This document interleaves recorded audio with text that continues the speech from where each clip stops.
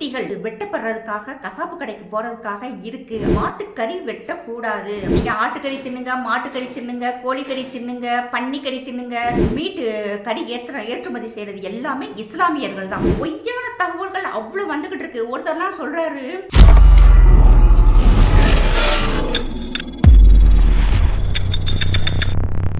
வந்தே மாதரம். மக்கள் அனைவருக்கும் வணக்கம். நான் ரொம்ப நாளாக ஒரு விஷயத்தை பற்றி பேசணும்னு நினச்சது, பட் அதுக்கு கரெக்டான டைம் வரல, அதனால் பேசலை. பட் இந்த டைம் பேசினா சரியாக இருக்கும்னு பார்க்குறேன். அது என்னன்னு சொல்லி பார்த்தோம்னா, அதாவது இப்போ முக்கியமாக நம்ம தமிழ்நாட்டில் நடந்துக்கிட்டு இருக்க விஷயம் சென்னை திருவெற்றியூரில் நடந்த ஒரு இஷ்யூ தான். அதாவது எந்த அளவுக்கு பொய் தகவல்கள் பரப்ப முடியுமோ அந்த அளவுக்கு தகவல்கள் பரவிக்கிட்டு இருக்கு.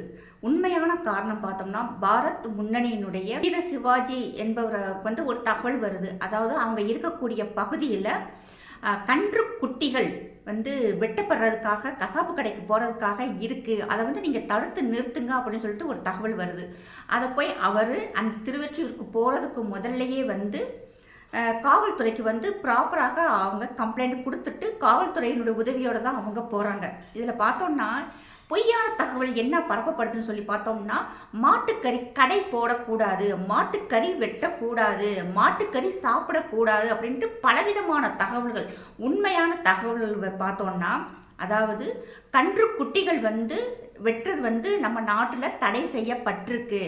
ஒரு மாடு வெட்டணும்னா அந்த மாடு பால் கொடுக்க முடியாத சூழ்நிலையில் இருக்கணும்.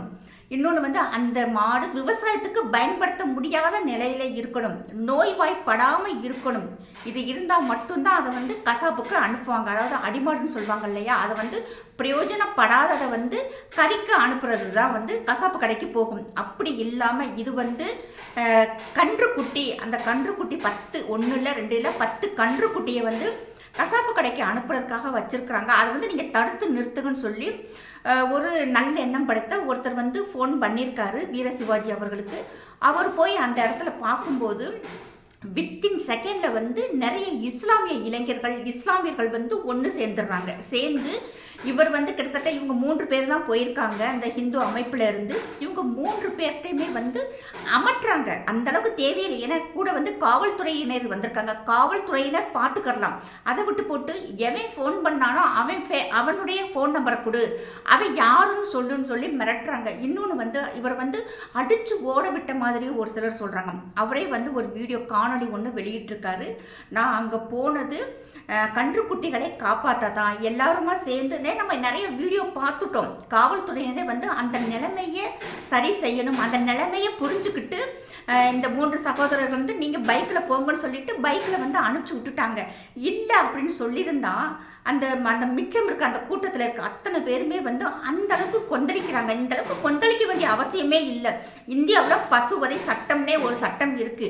யாருமே இங்கே அத்தனை பேருமே இங்கே இருக்கும் சட்டத்தை மதிச்சு வாழ வேண்டிய மக்கள் தான் இங்கே இருக்கணும். அப்படி இல்லைன்னு சொன்னால் மற்ற பின்விளைவுகள் வேற மாதிரி இருக்கும். இன்னொன்று பார்த்தோம்னா, நம்மளாம் இந்த சட்டத்தை மதிச்சு நடக்கணும்னு சொல்லி தான் நம்மளுடைய இந்திய அரசியலமைப்பு சட்டமே சொல்லுது. இப்போ அந்த கன்றுக்குட்டிகளை காலையில் போனால் அது கசாப்பு கடைக்கு போயிடணும், அதை பாதுகாக்கணுங்கிற நோக்கத்தில் தான் போகிறாங்க. ஆனால் இப்போ இங்கே தகவல்கள் என்ன பரவுதுன்னு தெரியுமா? நேற்று ஒரு பெண்மணி வீடியோ போடுறாங்க. அவங்கள பேச விடுறாங்க. அது எப்படின்னு சொல்லி பார்த்தோம்னா, நாங்கள் ஆட்டுக்கறி தும்போம், மாட்டுக்கறி தும்போம், கோழிக்கறி தும்போம், அதை கேட்க நீ யாரு அப்படின்னு சொல்கிறாங்க. நீங்கள் ஆட்டுக்கறி தின்னுங்க, மாட்டுக்கறி தின்னுங்க, கோழிக்கறி தின்னுங்க, பன்னிக்கறி தின்னுங்க, பாம்பு கறி கூட தின்னுங்க, பள்ளி கறி கூட தின்னுங்க. இது யாரும் நீங்கள் இதைத்தான் திங்கன்னு சொல்லிட்டு யாருமே சொல்லலை. அவங்க சொல்றது கன்றுக்குட்டிகளை வெட்டக்கூடாது, பசுக்களை வெட்டக்கூடாதுன்னு மட்டும்தான் சொல்றாங்க. இதில் நிறைய பேர் பார்த்தோம்னா, இதில் எனக்கு இன்னொரு ஆச்சரியமான விஷயம், கிட்டத்தட்ட 89% இருக்கக்கூடிய இந்துக்கள் உண்டான மாநிலத்தில் ஒரு புர்கா போட்ட பெண்ணையும் ஒரு தொப்பி வச்ச ஆளையும் உங்களுக்கு சாதகமாக நிப்பாட்டி பேச வைக்க உங்களால் முடியல பாருங்களேன். ஆனால் இந்த ஒரு விஷயம் சரியாக புரியலை யாருக்குமே. இந்த இஸ்லாமிய சமூகத்திலையுமே மற்ற இந்துக்களுக்குமே என்ன விஷயம் சரியாக புரியாமலேயும் சோஷியல் மீடியாவிலையும் பேசிட்டு வர்றாங்க. அதுக்கு பின்னாடி 4-5 இஸ்லாமிய சகோதரர்கள் நிற்கிறாங்க, நிறைய இஸ்லாமியர்கள் நிற்கிறாங்க. இது எனக்கு ஒன்றுமே புரியலை. எப்படி இது உண்மையான தகவல் என்ன? அங்கே கசாப்பு கடைக்கு கன்றுக்குட்டிகள் போகக்கூடாது, அது ஒரு விஷயம்தான். அதுக்கு இத்தனை பேர் வித்தின் செகண்டில் எப்படி சேர்ந்தாங்க அப்படின்னு சொல்லிட்டு எல்லாருமே கேட்குறாங்க. இப்போ நேற்று அந்த சகோதரி பேசுறதுக்கு நான் வர்றேன். இப்போ நீங்கள் என்ன வேண்டாலும் தின்னுங்க, உண்மையான ரீசன் என்ன? நீங்கள் திங்கிறத பற்றி இங்கே யாரும் எந்த குறையும் சொல்லலை, என்னத்தை விட திண்டு தொலைங்க. ஆனால் இங்கே வந்து பசுக்களையோ கன்றுக்குட்டியோ வெட்டக்கூடாதுன்னு தான் இருக்குது. இதில் இன்னொன்று பார்த்தோம்னா, எல்லாரும் சோஷியல் மீடியாவில் இங்கே இந்தியாவில் வந்து ஏற்றுமதி செய்யக்கூடிய கறி இருக்கு இல்லையா, மீட், அது எல்லாமே வந்து ஹிந்துக்கள் தான் நடத்துகிறாங்க அப்படின்னு சொல்கிறாங்க. இது வந்து மிகப்பெரிய குற்றச்சாட்டு. அதில் வந்து ஜெயின் கம்யூனிட்டி இருக்காங்க, இல்லைன்னு சொல்லலை. ஜெயின் கம்யூனிட்டியே வந்து கறிகளை ஏற்றுமதி செய்கிறாங்க. இது ஹிந்துக்கள் நிறைய பேர் ஏற்றுமதி பண்ணுறாங்க, இல்லைன்னு சொல்லலாம். ஆனால் மெஜாரிட்டியான கம்பெனிஸ் வந்து வெளிநாடுகளுக்கு கறி ஏற்றுமதி செய்கிறது எல்லாமே இஸ்லாமியர்கள் தான். அதுதான் உண்மை. இங்கே வந்து அந்த அல் கபீர் அப்படிங்கிற ஒரு கம்பெனியை மட்டும்தான் சொல்லுவாங்க. இப்போ இதில் முக்கியமாக பார்த்தோம்னா, அந்த அல் கபீர் வந்து கிட்டத்தட்ட 50% ஷேர் வந்து இஸ்லாமியர், 50% தான் வந்து ஹிந்துஸ். இப்போ அதுலேயுமே பார்த்தோம்னா இப்போ 75% வந்து இந்த அல் கபீர்ங்கிற கம்பெனி வந்து வாங்கியிருக்காங்க. அதனுடைய ஓனர் யாரும் அப்படின்னு சொல்லி பார்த்தோம்னா, குலாமுதீன் ஷேக் ஃபேமிலி தான் வந்து இதை ஃபுல்லாகவே வந்து அவங்களுடைய கண்ட்ரோலில் தான் வச்சுருக்காங்க. அதனுடைய ஓனர் பார்த்தோம்னா குலாமுதீன் ஷேக், அஷ்ரஃப் ஷேக், அர்ஷத் ஷேக், குலாமுதீன், இன்னொன்று அர்ஷத். இவங்க தான் வந்து பிரதர்ஸ். இன்னொன்று வந்து அஷ்ரஃப் சித்திகி குறைஷிங்கிறது அவங்களுடைய ஃபேமிலி நேம், அவங்க குடும்பத்தில் பின்னாடி வர்ற அந்த சர்நேம். இவங்க தான் வந்து அந்த அல் கபீர் அப்படிங்கிற கம்பெனியினுடைய ஓனர்ஸு. அது மட்டும் இல்லாமல் இந்தியாவில் இருக்க டாப் 10 கம்பெனிஸ் இருக்கு இல்லையா, இந்த கறி, அதாவது இதில் பார்த்தோன்னா இன்னொன்று, எல்லாருமே வந்து பசு மாடுன்னு நினச்சிக்கிட்டு இருக்காங்க. ஆக்சுவலாக பார்த்தோம்னா வெளிநாடுகளுக்கு ஏற்றுமதி செய்யக்கூடிய இந்த கறி பார்த்தோன்னா பஃபல்லோ எரும மாடு இருக்கு இல்லையா, அந்த எரும மாடு, அதுவும் கறிக்காகவே வளர்க்கக்கூடிய எரும மாட்டினுடைய கறியைத்தான் வந்து வெளிநாடுகளுக்கு ஏற்றுமதி பண்ணுறாங்க. அது வந்து பசு இல்லை, நல்லா நான் சொல்கிறேன், 100% அது வந்து பசுவினுடைய மீட் இல்லை, அது வந்து எரும மாடு. அந்த எரும மாடுமே வந்து சாப்பிடக்கூடிய, அதாவது கறிக்காகவே வந்து வளர்க்கக்கூடிய கறிகளைத்தான் வந்து வெளிநாடுகளுக்கு ஏற்றுமதி பண்ணுறாங்க. எல்லாரும் இங்கே என்ன நினச்சிக்கிட்டு இருக்காங்கன்னா, இங்கே வந்து பசுக்களை வெட்டி வெளிநாட்டுக்கு அனுப்புறதாக நினைக்கிறாங்க. ஆனால் அதில் போடும்போது மீட் அப்படின்னு தான் போடுறாங்க. அதில் வந்து குறிப்பிட்டு பார்த்தோம்னா பஃபல்லோ மீட் அப்படி எதுவுமே வராது, கிராப் அப்படின்னு சொல்கிறாங்க, கார்ப் அதைத்தான் வந்து அனுப்புகிறாங்க. இது வந்து உலகம் முழுவதுமே வந்து பிஸ்னஸ் பயங்கரமாக ஓடிக்கிட்டு இருக்கு. இதில் பார்த்தோம்னா டாப் 10 கம்பெனிஸ் இருக்கு இல்லையா, மாட்டுக்கறி ஏற்றுமதி செய்யக்கூடிய கம்பெனியினுடைய பேர்கள்லாம் பார்க்கல. எம்கே ஓவர்சீஸ் பிரைவேட் லிமிடெட், இதனுடைய தலைமையகம் பார்த்தோம்னா டெல்லியில் இருக்குது. இதனுடைய ஓனர்ஸ் யாருன்னு பார்த்தோம்னா ஷத் ரஹ்மான், ஷஹீத் மொஹ்சின் அக்தார், ஷஹீத் அகமது, மொஹ்சின் கமீல், இன்னொன்று பார்த்தோம்னா சௌத்ரி ஹமீல் குறைஷி, அக்தார் குறைசி. இவங்க தான் வந்து 100% இதனுடைய ஓனர்கள். அத்தனை ஷேருமே வந்து இவங்களுடைய கண்ட்ரோலில் தான் இருக்குது. இவங்க ஒரு இஸ்லாமிய குடும்பம் தான். இவங்களுடைய ஏற்றுமதி தான் இந்தியாவிலே வந்து இந்த டாப் 1ல் இருக்குது. அடுத்து பார்த்தோம்னா மிர்ஹா எக்ஸ்போர்ட் பிரைவேட் லிமிடெட், அதுக்கடுத்து Al Ahmed food product private limited Uttar Pradesh.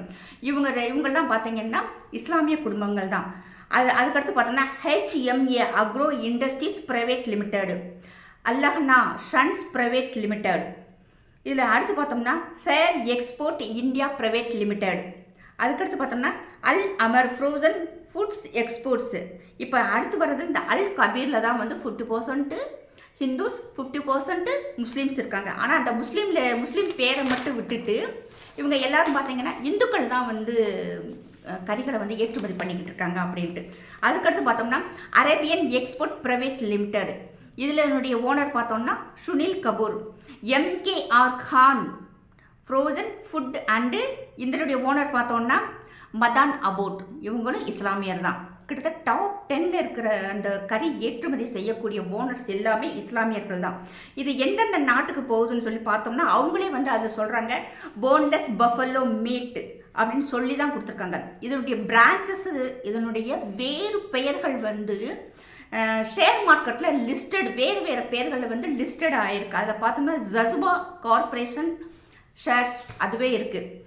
இது எத்தனை நாடுகளில் ஏற்றுமதி பண்ணுறாங்கன்னு பார்த்தோம்னா south east Asian companies, Indonesia, Bahrain, Egypt, Georgia, Iran, Iraq, Jordan, Malaysia, Oman, Qatar, Saudi, South Africa, UAE, Vietnam, Yemen. அது மட்டும் இல்லாமல் இன்னும் அடுத்த கம்பெனியோட பேரை பாருங்கள், அல் அஹமத், ஓகே, ஜுபைரா, அல்துவா, 5 ஸ்டார். இது எல்லாமே பார்த்தோம்னா இஸ்லாமிய ஓனர்கள். அடுத்தடுத்து வரும்போது நான் ஒவ்வொரு கம்பெனி பேரையும் சொல்லி அவங்களுடைய ஓனருடைய ஃபோட்டோஸவே நான் போடுறேன். அதுக்காக இங்கே இப்போ ஏதாவது ஒரு சண்டை வந்துச்சுன்னா, மாட்டுக்கறியை ஏற்றுமதி செய்கிறது மோடி தானே, மாட்டுக்கறியை ஏற்றுமதி பண்ணுறது யோகி தானே அப்படின்னு சொல்கிறாங்க. ஆமாம், உத்தரப்பிரதேசில் இருக்கக்கூடிய இஸ்லாமியர்கள் தான் வந்து மாட்டுக்கறியை ஏற்றுமதி செய்கிறாங்க, எரும மாட்டுக்கறியை ஏற்றுமதி செய்கிறாங்க, போன்லெஸ்ஸான எரும மாட்டு கறியைத்தான் ஏற்றுமதி பண்ணுறாங்க, பசுவை இல்லை. நான் இது எல்லாரும் என்ன நினச்சிட்டு இருக்காங்கன்னா, பசுவை இவங்க தாயாக நினைக்கிறாங்க, மறுபடியும் இதவே வெட்டுறாங்க அப்படின்னு சொல்லிட்டு. இதில் பார்த்தோம்னா இங்கே இருக்க இந்துக்களுக்கு சூடு, சொர்ணம், வெக்கம், மானம், உப்பு போட்டு சாப்பிடுங்கன்னு தான் நான் சொல்லுவேன். வித்தின் செகண்டில் அத்தனை இஸ்லாமியர்கள் ஒன்று சேர்ந்துட்டாங்க. அதாவது பொய்யான தகவல்கள் அவ்வளோ வந்துக்கிட்டு இருக்கு. ஒருத்தர்லாம் சொல்கிறாரு, எடே சங்கிகளா, உங்களெல்லாம் இங்கே இருக்கக்கூடிய எங்களுடைய தொப்புள்கோர் உறவுகளே வந்து உங்களெல்லாம் செருப்பால் அடிப்பாங்க அப்படிங்கிறாரு. அவரை தொப்பி வச்ச அவர்கிட்டையே நான் கேட்குறேன், இதே தொப்புள்கொடி உறவுகள் ஒரு குட்டி கண்ணுக்குட்டிக்காக ஒரு 3 பேர் வர்றாங்க, 100 பேர் சேர்ந்து அவரை வர்த்தி அடிச்சிட்டிங்க, உங்கள் பாசையில் வர்த்தி அடிச்சாச்சு. ஆனால் இதே தொப்புள் கொடி உறவுகள் காஷ்மீரில் எத்தனை பேரை சுட்டாங்க, அன்னைக்கு ஏன் இத்தனை பேரும் ஒன்று சேரலை? இது எல்லாருக்கும் இருக்க கேள்வி எனக்கும் இருக்குது. ஏன்னா நான் ஒரு சாதாரண பெண், எனக்கு அந்த கோபம் இருக்குது. ஒரு ஒன்றுங்கிட்ட ஒரு சாதாரண ஒரு திங்கிற ஒரு மாட்டுக்கறிக்காக அத்தனை பேர் 100 பேர் 200 பேர் வித்தின் செகண்டில் சேர்ந்த நீங்கள் ஏன் பெகல்காம் தாக்குதல் நடக்கும்போது ஏன் தெருவில் இறங்கலை? எப்படிடா நாய்களா, ஏன் தொப்புள் கொடி உறவை, ஏன் மாமா மச்சான எப்படா நீங்கள் துப்பாக்கி வச்சு சுடலான்ட்டு ஏன் யாரும் கேட்கல? கண்டிப்பாக இதை கேட்டுக்கணும் இல்லையா? அப்போ தானே இங்கே இருக்கிற அந்த ஹிந்துக்களை வந்து தொப்புள் கொடி உறவுன்னு சொல்ல முடியும், மாமே மச்சான்னு சொல்ல முடியும். அதெல்லாம் இல்லை, மாட்டுக்கறி நாங்கள் திங்கக்கூடாதுன்னு சொன்னோன்னேவும் இங்கே இருக்கிற ஒரு 4-5 அந்த 200 வாங்கி திங்கிற அந்த கேடுகட்ட இந்துக்கள் இருக்காங்களே, அந்த உப்பு போட்டு வெக்கங்கட்ட இந்துக்கள் இருக்காங்களே, அதில் 4 பேர் சப்போர்ட் பண்ணின உடனேவும் பார்த்தியா எங்களுக்கு வந்து இவங்க சப்போர்ட் பண்ணுறாங்கன்னு சொல்கிறீங்க. நேற்று ஒருத்தவங்க வந்து வெக்கம்லாம் அந்த லேடி எல்லாம் பேசுது, என்ன நியூஸ்ன்னு தெரிஞ்சுக்கிற வேணாமா, எது உண்மைன்னு தெரிஞ்சுக்கிற வேணாமா? நீங்கள் திங்கிறத தின்னுங்க, இங்கே எது வெட்டணும் வெட்டக்கூடாது. இப்போ எதுக்கு இங்கே ஒரு பசுவதை சட்டம்னு ஒன்று இந்தியாவில் இருக்குது, மற்ற மாநிலத்திலலாம் கடைபிடிக்கிறாங்க, இங்கே ஏன் இவ்வளோ எதுக்கு? நம்மளுடைய கேரளாவில் கூட மேக்ஸிமம் ஃபாலோ பண்ணுறாங்க. ஆனால் இங்கே தமிழ்நாட்டில் தான் எந்த ஒரு சட்டத்தையுமே மதிக்கிறதே இல்லை. அடுத்து இன்னொருத்தர் பார்த்தோம்னா, நாங்கள் ஏன் வந்து ஏன் இதை வந்து மதிக்கணும் அப்படிங்கிற மாதிரி வந்து ஒரு வீடியோ. நீங்கள் மதிக்காட்டினா இங்கே இருக்காதீங்க. நானே சொல்கிறேன், பாகிஸ்தானுக்கு ஓடிப்போ, இல்லையா பங்களாதேஷ்க்கு ஓடிப்போ, இல்லையா கடலில் விழுந்து செத்துப்போன்னு சொல்லுவேன். நான்லாம் இங்கே இருந்த நீங்கள் 4 பேர் பேசுகிறதுனால மற்ற இஸ்லாமியர்களுக்கு இங்கே வந்து மிகப்பெரிய பாதிப்பு ஏற்படுது. உங்களுக்கு சோஷியல் மீடியாங்கிற ஒரு பிளாட்ஃபார்மை வச்சுக்கிட்டு வாய்ப்பு வந்ததை பேசிக்கிட்டு இது மற்றவங்களுக்கு பாதிக்குதுன்னு நீங்கள் ஒன்று புரிஞ்சுக்கணும். இதில் பார்த்தோம்னா ஜெயின் கம்யூனிட்டி, ஹிந்துஸ் அவங்களுமே வந்து ஏற்றுமதி பண்ணுறாங்க. மெஜாரிட்டியான மாட்டுக்கறியை ஏற்றுமதி செய்கிறது இஸ்லாமியர்கள் தான். இதை வந்து ஃபஸ்ட்டு இங்கே இருக்க ஹிந்துக்கள் புரிஞ்சுக்கணும். நேற்று ஒருத்தர் பேசும்போது, அது எப்படி மேடம் வித்தின் செகண்டில் உங்கள் ஆளுக்கு அத்தனை பேர் ஒன்று சேர்ந்துடுறீங்க அப்படின்னு சொல்லிட்டு ரொம்ப ஆச்சரியமாக கேட்டார். எனக்கு சிரிச்சுட்டே இருந்து இப்போ நான் அவருக்குமே பதில் சொல்கிறேன். என் வீடியோ பார்ப்பார் அந்த சகோதரர். அப்போ அவர்கிட்ட நான் இப்போ அவர்கிட்ட சொல்ல வேண்டியது இங்கே நான் எல்லாத்தையுமே சொல்கிறேன். எங்கள் இஸ்லாமிய கம்யூனிட்டியில் யாரும் வந்து ஐஏஎஸ் கிடையாது, ஐபிஎஸ் கிடையாது, மிகப்பெரிய காவல் அதிகாரிகள் கிடையாது, ஜட்ஜஸ் இல்லை, லாயர்ஸ் இல்லை, டாக்டர்ஸ் இல்லை, ப்ரொஃபஸர்ஸ் இல்லை, டீச்சர்ஸ் இல்லை, எந்த கவர்மெண்ட் கம்பெனிகளில் எந்த ஒரு கவர்மெண்ட் ஆஃபீஸில் போய் ஒர்க் பண்ண போகிறதில்ல, பெரிய பெரிய ஐடியில் ஒர்க் பண்ண போகிறதில்ல, எந்த பெரிய பெரிய கம்பெனிகள் வச்சு அதில் போகிற 1000 பேருக்கோ 5000 பேருக்கோ 10,000 பேருக்கு போய் வேலை போக போகிறது இல்லை. அப்படிங்கும்போது காலையில் கறிக்கடைக்கு போயிட்டு 11 மணிக்கு வந்துட்டால் மிச்ச நேரம்னா நாங்களாம் வெட்டியாக தானே இருக்கோம். அப்போ நீங்கள் மெசேஜ் அனுப்பினோன்னே நாங்கள்லாம் வந்து நின்றுவோம். அதனால் வந்து நீங்கள் என்ன பண்ணாலும் நீங்கள் 10 நிமிஷத்தில் வரணும்னு சொன்னால் நாங்கள் 10 செகண்டில் வந்து எங்கள் ஆளுங்க வந்து நிற்பாங்க. ஏன்னா நாங்கள் என்ன வேலை பார்க்குறோம். இப்போ அது மட்டும் இல்லாமல் இன்றைக்கி வந்து உடம்பு உழைச்சி கிரிக்கெட் விளாண்டு இந்தியாவுக்கு வந்து ஒரு பெருமை சேர்க்கறதுக்காக நாங்கள் போய் உடம்பு வலிச்சு கிரிக்கெட் எங்கள் பிள்ளைங்க போய் விளையாட போகிறது இல்லை. ஏஐ சம்மிட்டுக்காக போயிட்டு அங்கே ப்ராஜெக்ட் சப்மிட் பண்ணணும்னு சொல்லிட்டு மூளையை கசக்கிற வேலை எங்களுக்கு இல்லை. இப்போ சமீபத்தில் கூட ஜூலை 4 to 12 அதாவது ஃபிசிக்ஸ் ஒலிம்பியாட் வந்து நடந்தது. அதில் வந்து நம்ம இந்தியாவிலேருந்து 5 குழந்தைகள் போய் இந்தியாவுக்காக தங்க பதக்கம் வாங்கிட்டு வந்திருக்காங்க. 5 பேருமே 5 கோல்டு வாங்கிட்டு வந்திருக்காங்க. கிட்டத்தட்ட மொத்தம் 84 நாடுகள் கலந்துக்கிட்டதில் 2 இஸ்லாமிய நாடுகள் தான். ஒன்று வந்து கஜகஸ்தான், இன்னொன்று பார்த்தோம்னா ஐ திங்க் ஈரான் நினைக்கிறேன். இந்த 2 நாடு தான் போயிருக்கு. மிச்சம் கிட்டத்தட்ட 57 இஸ்லாமிய நாடுகளில் 55 இஸ்லாமிய நாடுகள் கூமுட்ட நாடுகள் தான். அதனால் இங்கே இருக்கும் இஸ்லாமிய சமூகமுமே பார்த்தோன்னா இப்படி இந்த ஏஏ சம்மிட்டில் கலந்துக்கிறோனோ, அதே மாதிரி மிகப்பெரிய ஃபிசிக்ஸு, சயின்ஸு, கெமிஸ்ட்ரி எதுலேயும் போய் கலந்துக்கிறதுக்காக நாங்கள் மூளையை கசக்க வேண்டிய அவசியமே எங்களுக்கு இல்லை. இருக்குது. எங்களுக்கு எப்பயும் போல செருப்பு கடை இருக்குது, விளக்கமாத்து கடை இருக்குது, இப்போ கிராபு கடை இருக்குது, பஞ்சர் ஓட்டுற கடை இருக்குது. இதில் தான் நாங்கள் வேலை பார்க்க போகிறோம். அதனால் நீங்கள் வித்தின் செகண்டில் நாங்கள் வந்து ஓடி வந்து நின்றுவோம். இந்த மற்ற வேலைகளை பூரா நீங்கள் பிடிச்சிக்கிட்டு இருக்கீங்க இல்லையா, அப்போ உங்களுக்கு வந்து வேலைக்கு போகாட்டி இன்றைக்கி சேலரி போயிடும், இன்னைக்கு வேலைக்கு போகாட்டி அடுத்த மாதம் நமக்கு சேலரி கம்மியாயிடுங்கிற கவலை உங்களுக்கு இருக்கிறதுனால நீங்கள் மொத்தமாகவே நிற்க போகிறதில்ல. ஆனால் எங்களுக்கு அப்படி இல்லை, நாங்கள் போய் நின்றுவோம். இதுதான் வந்து உண்மையான விஷயம். அதனால தான் பார்த்தோம்னா ஏதாவது ஒரு விஷயமா நாங்கள் அத்தனை பேருமே வந்து இங்கே எது நடந்தாலும் கவலை இல்லை. ஆனால் காஜாவில் ஏதாவது நடந்தால் இங்கே ஒன்று சேர்ந்துருவோம். பாலஸ்தீன தீவிரவாதிகளுக்கு ஏதாவது ஒன்றுனா இங்கே ஒன்று சேர்ந்துருவோம்.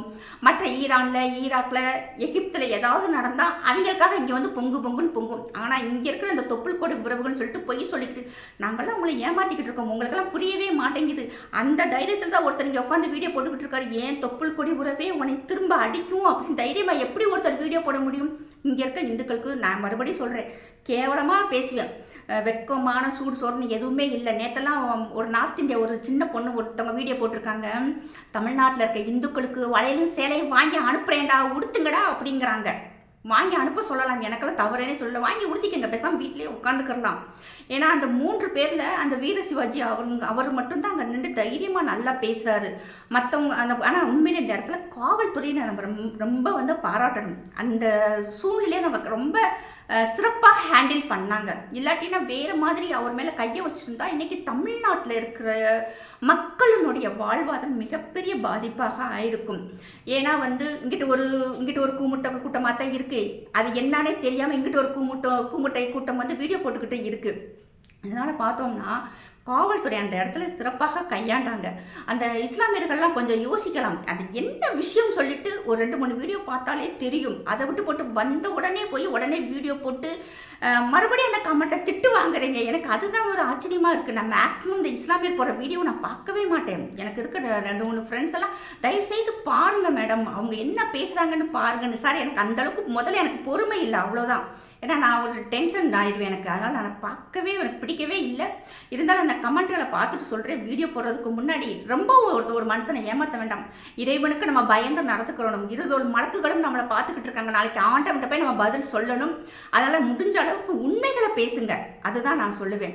மறுபடியும் இன்னும் எத்தனை பொய்களை வந்து கட்டமைச்சுக்கிட்டு இருக்க போகிறாங்களோ. மிகப்பெரிய ஒரு கலவரத்தை வந்து காவல்துறை தடுத்து நிறுத்தியிருக்காங்க. உண்மையிலே தமிழக காவல்துறைக்கு மிகப்பெரிய நன்றி இந்த இடத்துல நான் சொல்லிக்கிறேன்.